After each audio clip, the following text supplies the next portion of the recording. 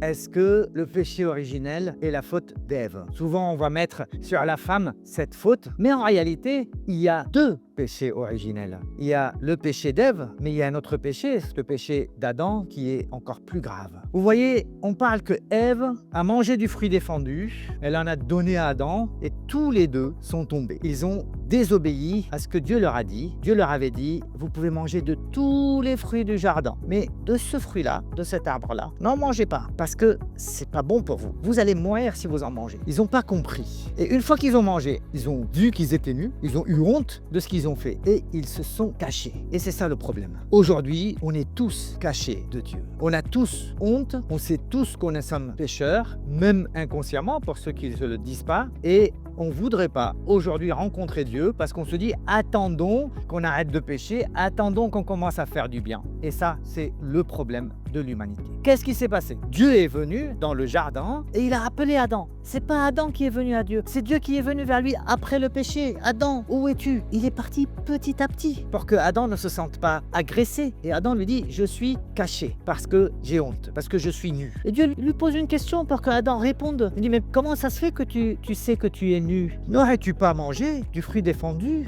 Et là, Adam aurait dû dire, si, pardonne-moi, j'ai commis un péché. Si Adam avait la vraie image du Père, qu'il savait que Dieu l'aimait et qu'il lui pardonnerait, aujourd'hui on serait tous encore dans le jardin. Qu'a fait Adam? Adam lui a dit, c'est la femme que toi tu m'as donnée, qui m'a donné à manger. Adam a mis la faute sur Dieu. Et c'était ça, le vrai péché. Et qu'est-ce qu'a fait Ève? Elle a dit, c'est le serpent qui m'a fait manger. On a tous tendance à mettre la faute sur les autres et de ne pas assumer notre péché. Mais en réalité, c'est Jésus qui a assumé tous nos péchés. Il les a portés. Il n'y a plus besoin de les cacher. C'est pour ça que les chrétiens se confessent. Ça veut dire ils vont vers le prêtre, ils disent leurs péchés et ils reçoivent le pardon de Dieu.